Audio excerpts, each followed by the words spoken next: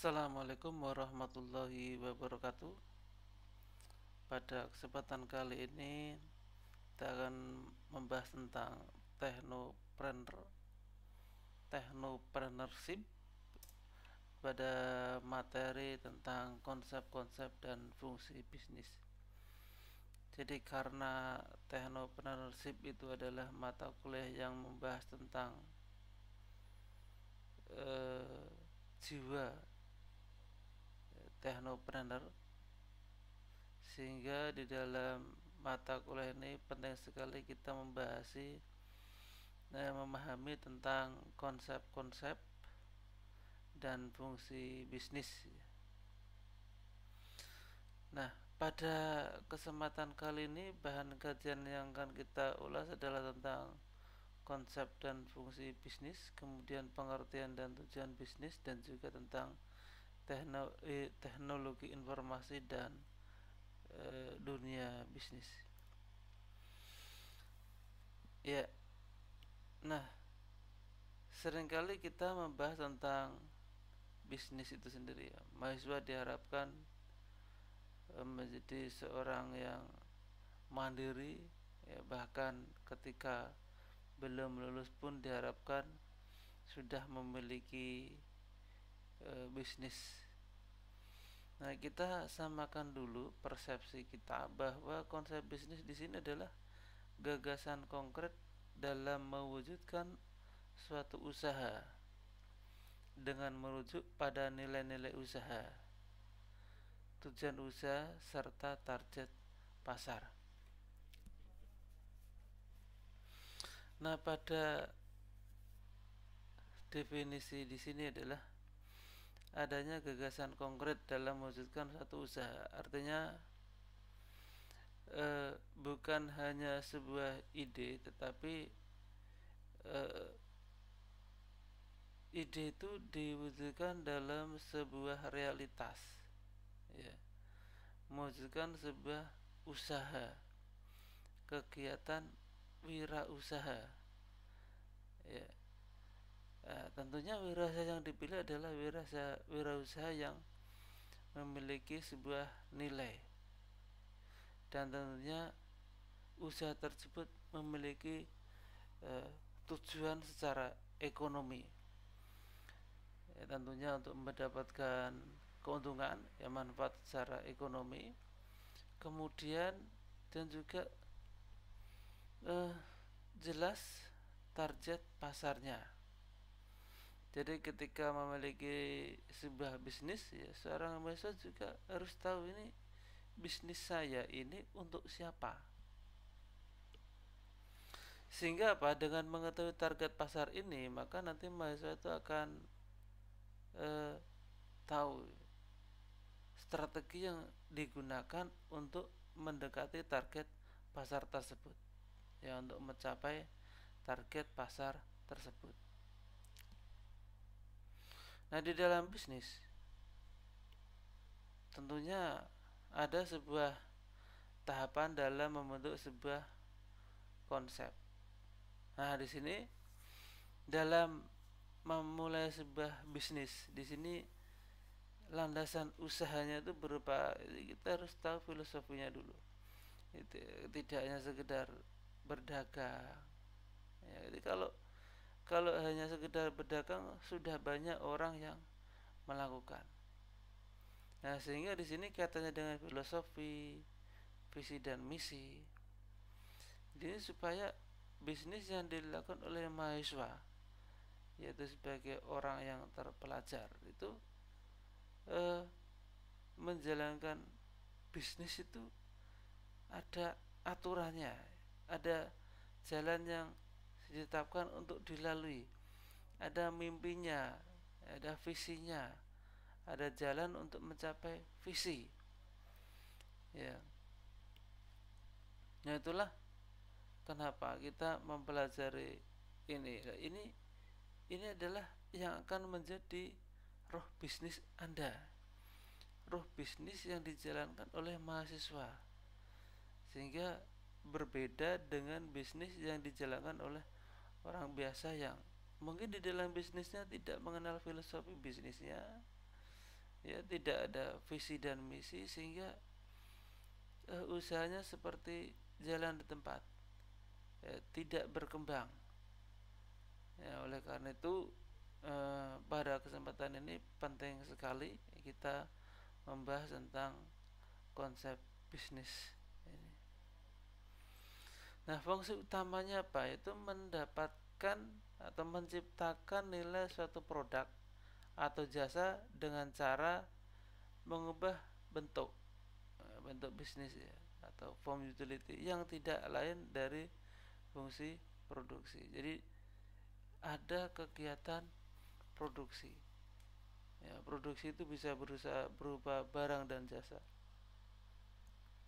Inti dari produksi itu adalah meningkatkan kegunaan, ya, menciptakan nilai suatu produk. Ya, produk itu menjadi lebih bernilai. Jadi bisnis itu merubah atau meningkatkan suatu produk menjadi lebih bernilai.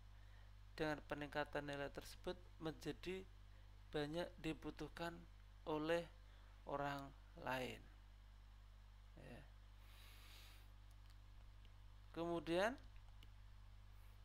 fungsi bisnis juga untuk memindahkan satu bentuk, itu place utility atau fungsi dari distribusi. Jadi di dalam berbisnis di sini, ya, fungsi utamanya itu selain meningkatkan nilai produk juga adalah perpindahan. Nah, contoh dari meningkatkan nilai itu adalah produk makanan, ya. Beras nilainya lebih rendah dari nasi, ya. Nasi itu nilainya lebih rendah dari nasi goreng. Artinya apa? Dari beras menjadi nasi nilainya meningkat. Dari nasi menjadi nasi goreng nilainya meningkat. Ya, di sinilah bisnis itu meningkatkan nilai atau menciptakan nilai suatu produk dengan jasa, ya, di sini merubah suatu nilai produk menjadi produk yang lebih bernilai atau bermakna. Kemudian juga di sini adalah memindahkan bentuk place utility. Jadi kegunaan berdasarkan tempat, ya. Nah, sebuah benda itu akan lebih bernilai jika berada pada tempat yang tepat. Misalnya bisnis fotokopian, ya, bisnis fotokopian lebih bernilai jika berada di lingkungan pendidikan atau kantor pemerintahan, di sana yang lingkungan tersebut membutuhkan suatu alat untuk penggandaan dokumen. Jadi pada intinya produk itu lebih bermakna jika berada pada tempat yang tepat. Itu. Jadi selain pertama meningkatkan sebuah nilai, juga kita memperhitungkan tempat yang tepat di dalam berbisnis. Nah, sekarang kita bahas satu persatu dulu. Jadi supaya nanti kita kedepannya itu sepemahaman berkaitan dengan pengertian bisnis. Bisnis adalah serangkaian kegiatan yang berhubungan dengan pembelian maupun penjualan barang dan juga jasa yang dilakukan secara berulang-ulang. Jadi pada intinya di sini ada kata kunci pembelian, penjualan, dan juga berulang-ulang. Ya, jadi ada kegiatan pembelian. Kalau dalam produksi membeli bahan baku, kemudian setelah diproduksi menjadi barang jadi, barang jadi tersebut kemudian dijual, dan itu dilakukan secara berulang-ulang, artinya tiap hari. Ya, jika tidak dilakukan secara berulang-ulang, ya berarti di sini tidak sesuai dengan pengertian bisnis ini. Bisnis merupakan suatu perusahaan yang berhubungan dengan distribusi dan juga produksi barang yang nantinya dijual ke pasar, memberikan harga yang sesuai pada tiap jasanya. Jadi di sini ada fungsi distribusi. Yang pertama tadi pembelian penjualan, kemudian yang kedua itu distribusi, yaitu memindahkan barang dari produsen kepada konsumen. Ya, produsen kepada konsumen. Jadi kalau tidak didistribusikan, ya barang itu tidak bisa sampai kepada konsumen. Nah, di dalam bisnis di sini, ya, distribusi sendiri adalah merupakan suatu bisnis. Nah, contoh beberapa perusahaan hanya melakukan kegiatan distribusi, artinya bisnisnya memang distribusi, ya, pengiriman barang, ya, ekspedisi.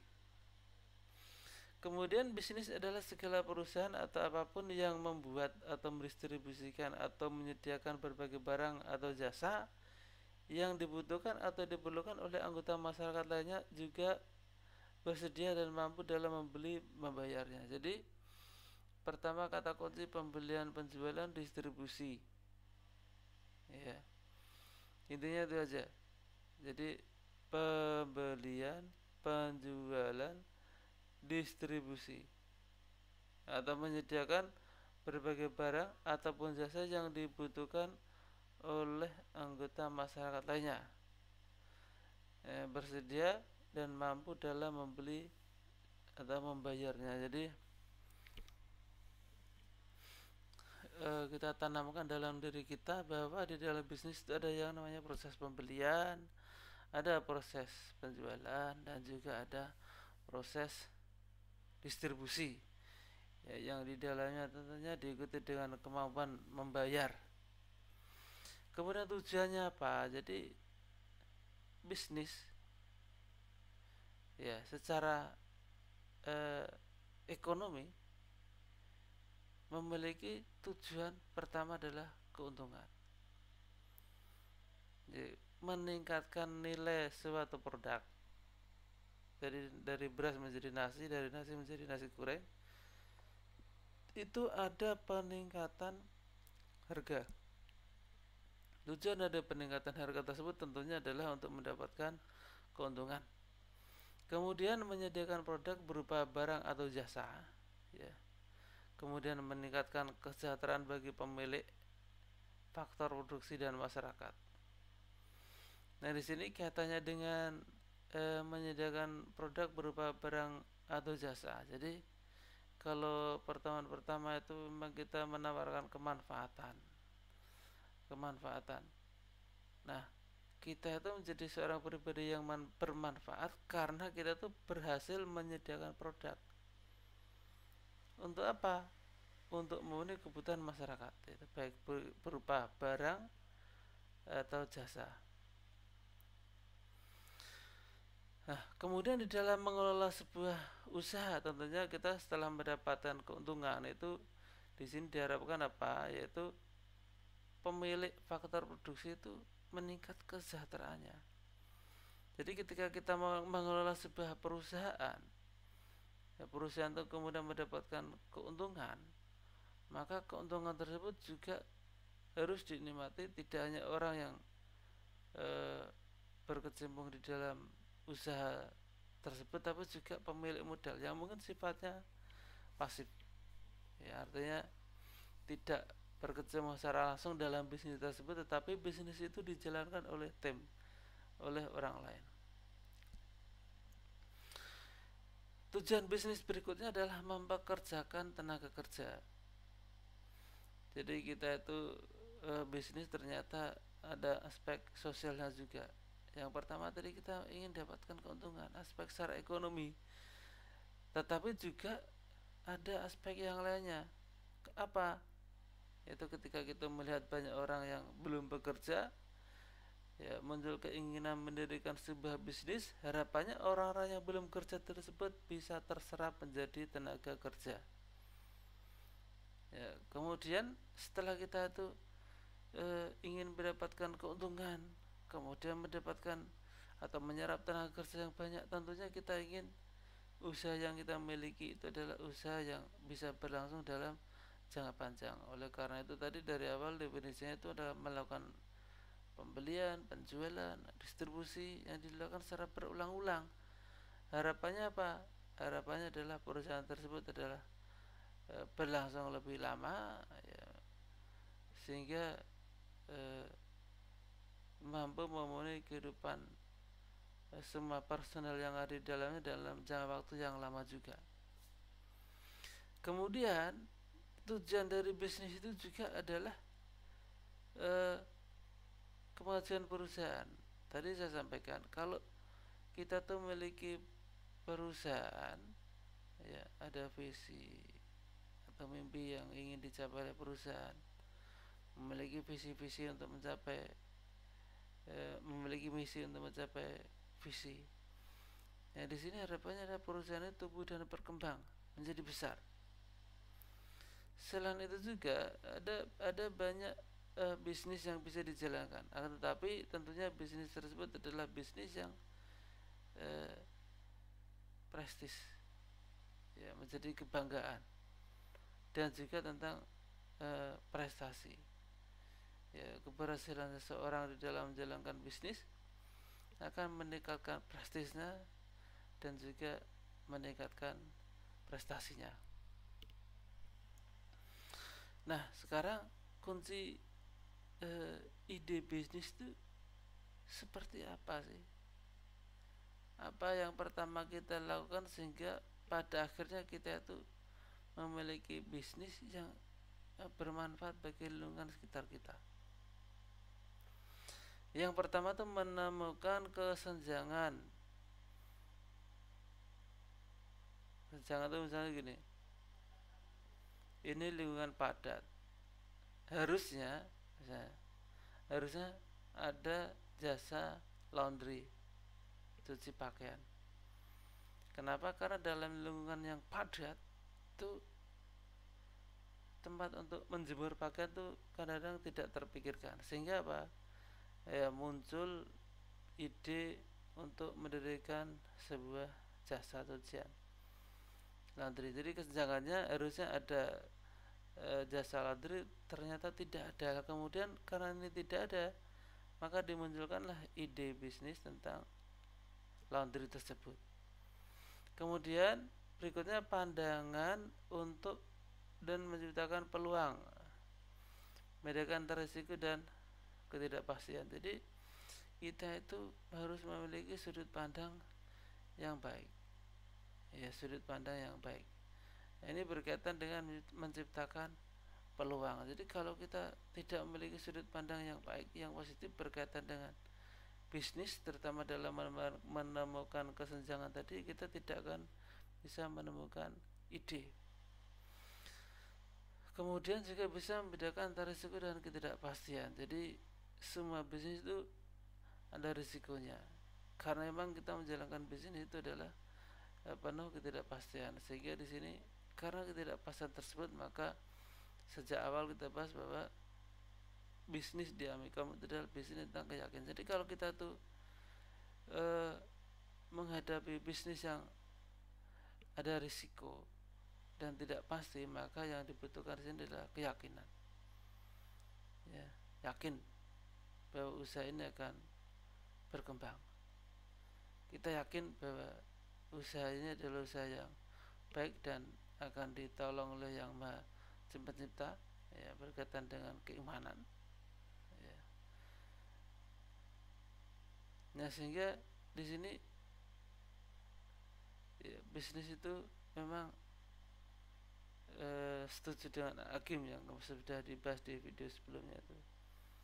Ya, kalau itu tidak mau berbisnis, ya menghadapi risiko, ya, penuh ketidakpastian, ya sepertinya kita tidak punya tempat untuk bergantung. Nah, bisnis itu adalah berkaitan dengan keyakinan.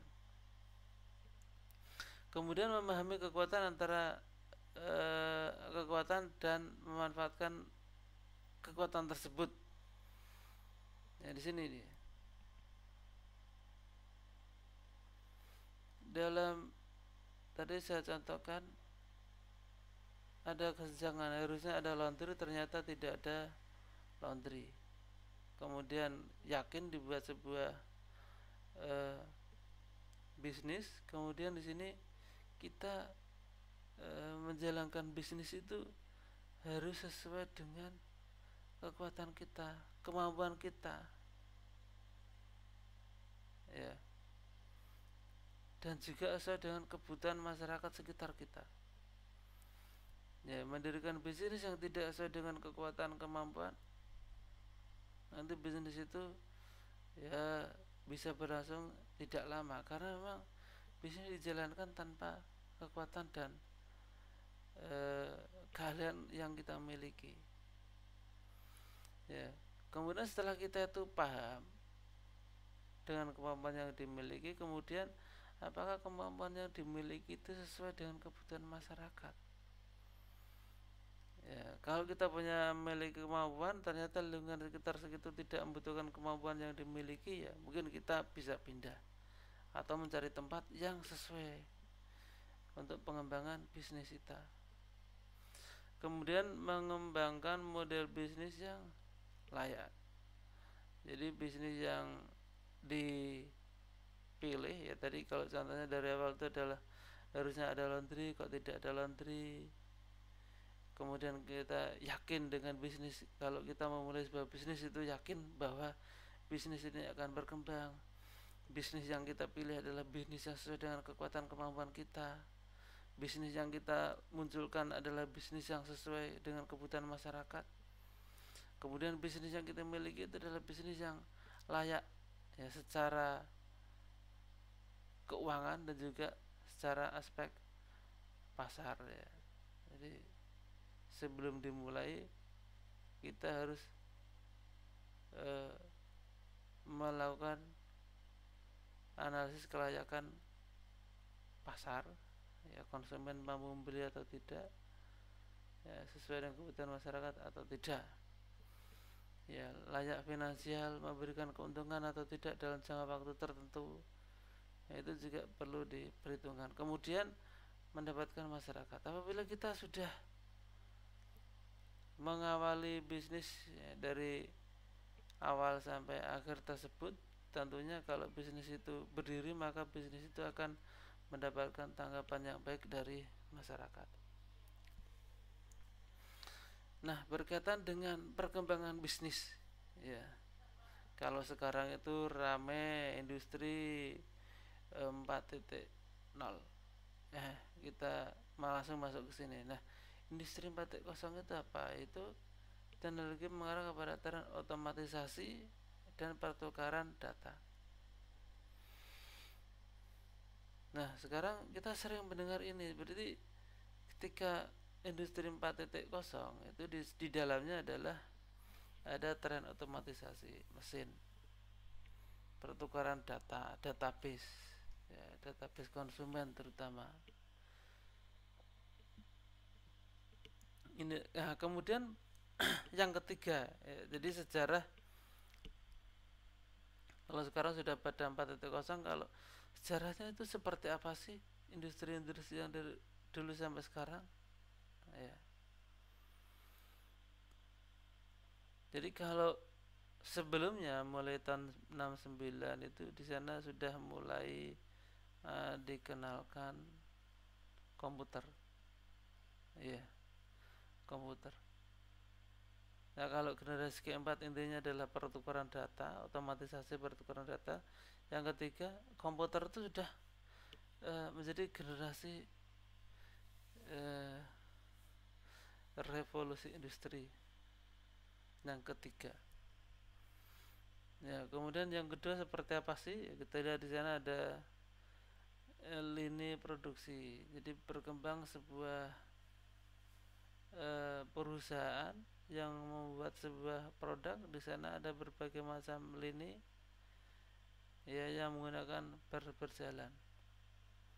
Revolusi industri yang menggunakan mesin dan berjalan.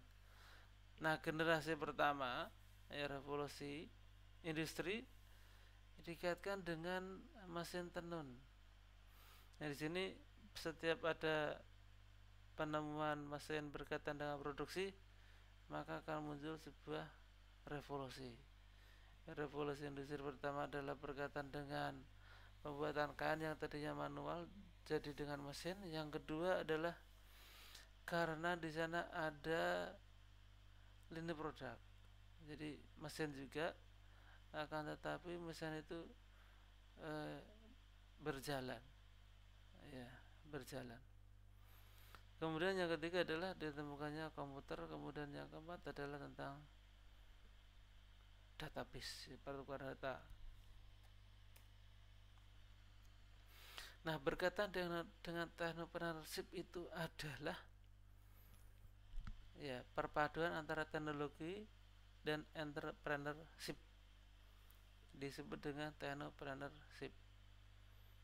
Ya, teknologi, entrepreneurship menjadi technopreneurship. Nah, kenapa di sini kita berbicara dengan teknologi? Pertama adalah sesuai dengan visi misi organisasi Universitas Sampingan Purwokerto. Mahasiswa atau lulusan itu memiliki jiwa seorang technopreneurship, menjadi seorang pengusaha yang berbasis teknologi. Nah, berkaitan dengan teknologi yang kalau saat ini tadi saya sampaikan, ya, teknologinya adalah teknologi komputer dan juga teknologi mobile, ya, mobile. Nah, kamu tadi dibilang bahwa technopreneurship ada teknologi dan entrepreneurship, ya. Yang kita bahas adalah entrepreneurship, ya, karena teknologi tadi sudah kita kelompokkan, ada teknologi komputer, ada teknologi mobile. Jadi bagaimana kita tuh bisa mengembangkan seorang jiwa entrepreneurship? Internalization, tahapan penanaman jiwa entrepreneurship. Jadi menginternalisasi, menjiwai, ya, menjiwai. Jadi bisnis itu harus benar dijiwai. Tidak semua orang Padang yang ada di Purwokerto itu mendirikan rumah makan Padang karena mungkin bukan jiwanya. Kemudian paradigma alteration, yang berarti perubahan paradigma umum dengan mengubah pola pikir. Ya, alteration itu perubahan pola pikir, semangat inisiasi, memberikan bantuan. Ya, jadi bermanfaat bagi orang lain itu bukan hanya sekedar menyediakan produk, tapi juga memberikan bantuan. Apa saja, bisa modal dan sebagainya. Kemudian di dalam entrepreneurship atau jiwa kewirausahaan tersebut ternyata ada competition untuk dapat mengembangkan usaha tersebut dengan baik. Jadi kompetisi itu kita memiliki keyakinan bahwa hari ini harus lebih baik dari hari kemarin. Nah, ini memiliki jiwa yang kompetitif atau competition. Nah, untuk materi teknologi informasi dan dunia bisnis, ya nanti kita akan bahas dengan cara diskusi. Pertanyaannya begini: amati lingkungan sekitar kita. Anda bisa mengamati lingkungan sekitar tempat tinggal Anda. Bagaimana perkembangan bisnis dengan adanya perkembangan teknologi informasi? Ya, kalian tentunya menjadi saksi sejarah di lingkungan Anda berkaitan dengan perubahan lingkungan bisnis. Kemudian bagaimana perkembangan bisnis yang ada dengan adanya perkembangan teknologi informasi? Bisnis sekitar kita itu apa sih? Setelah berkembang teknologi informasi, bisnis itu berkembang atau tidak? Ya, kemudian adakah bisnis baru dengan berkembangnya teknologi informasi? Bisnis baru artinya yang dulu itu bisnis itu tidak ada. Sekarang setelah muncul perkembangan teknologi, bisnis itu menjadi ada. Kemudian apa kesimpulan dari adanya teknologi informasi terhadap bisnis yang ada sekitar kita? Jadi kita harus bisa membuat sebuah kesimpulan.